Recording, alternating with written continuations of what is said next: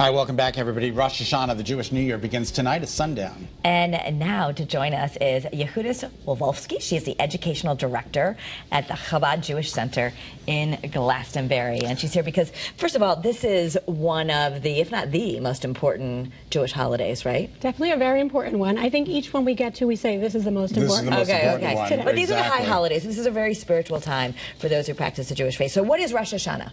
Rosh Hashana is the new year. It's the head of the year, the first day of the year as we celebrate a new start, a time for renewal. We celebrate the creation of the world, the creation of people, humankind, and therefore it's a time to reflect, to look ahead with hope and good wishes. And then Yom Kippur is, what, 10 days from now? Is that right? Yom Kippur is 10 days after that, and that's also a time, that's a little bit more of a solemn time of reflection and forgiveness and, but again, renewal and hope. Can we just talk about you personally? 11 children. You have a granddaughter who's... 2 granddaughters. You were a grandmother at 42 and a half, and your family is just remarkable. We are very blessed, and I think with each child I get younger, and each child fills me with more hope and joy. See, that's why you keep having more, because when you have that attitude, it's infectious. I think it's amazing. So you yes, you have a 22-year-old and a 3-year-old. Exactly. And just so you all know, when they were growing up, they weren't allowed TV. We don't have a TV in our house. No. How are they going to watch you right now? We'll have to go online, find the clip, play it for them. I love it. I love it. I love it. Right. You make great cookies. You make all these things. So, yeah. What is this? Yeah. Okay, so on Rosh Hashanah, we blow what's called the shofar, and it's a ram's horn, and they could have shorter versions, taller versions, I've longer seen shorter versions. I've never seen a long version like this. So this one comes from usually like an ibex or something, like a little bit more of a longer horn. Okay. In any case, we blow it, and it has a lot of meaning to it. One of the meanings is its idea of a wake-up call. Okay. Time for a new year, really reflect on what's been going on and what you can do differently and how you can really make the new year even more special than the year before. Another thing that it is it's the sound of somebody crying. And in fact, the notes of the shofar are meant to replicate sounds of crying. And there are different notes that have to do with different types of cries that we make. A long cry and then like a shorter cry, you know, when little babies cry. And really, what it's all about is us crying to God. Sometimes we have no words. We don't even know what we're asking for, what we're begging for. We're just saying, please, you're our Father, you love us.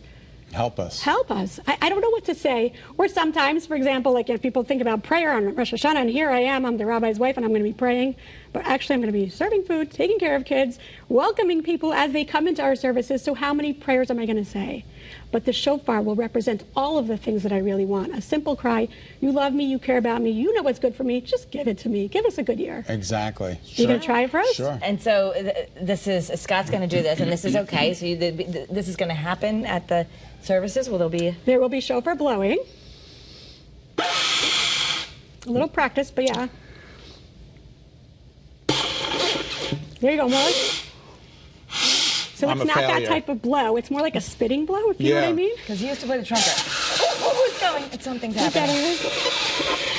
We'll work on it. Yeah, we're gonna have to work on me. It is a lot of God work. heard you. Yeah, okay. Exactly. He knows you need help with the shofar. He knows I need help with the shofars, right? So this year is a little different because the first day of Rosh Hashanah is on a Saturday, and we don't blow the shofar on what's our Sabbath. Okay. So we will only blow the shofar on Sunday. So we have morning services, and we also have an event at a pond where we do a special prayer at a pond later in the day, where we'll also blow the shofar so people can come and hear it. You know, I think whether you're practicing the Jewish faith or not, we all have this sense around the back to school, and this is a time of renewal, so that's really what you're celebrating. But you have some key foods, and tell us a little about that. Apples, honey, and pomegranates. What are the significance of all those foods that are going to be around? So when we ask for a good year, we want it not just to be good, but to be sweet, because sometimes things are good, but they're not always so fun and enjoyable. We want it to be a sweet year where we can enjoy it, and where we can feel the sweetness in it. So we dip an apple in a honey, and we say it together, may this be a good and sweet year for us. Aww. Pomegranates are fruit that are full of seeds, and we say that everyone, no matter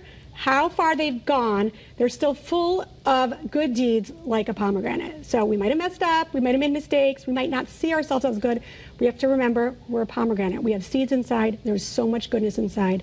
Open it up and uncover it. That's wonderful. I love it. I love all the symbology. We always learn so much. So. And your husband's always trying to get me to come to bagels on Sunday. Tell us. Bagels, lox, and tefillin. Is that open to the public? It's open to anyone that wants to come. The next one is October 22nd. And tell us a little bit about that. People come in by 9, out by 10. They wrap the tefillin, which is a very special Jewish symbolic type of prayer item, and it symbolizes connecting our mind and our heart and aligning our thoughts and our feelings.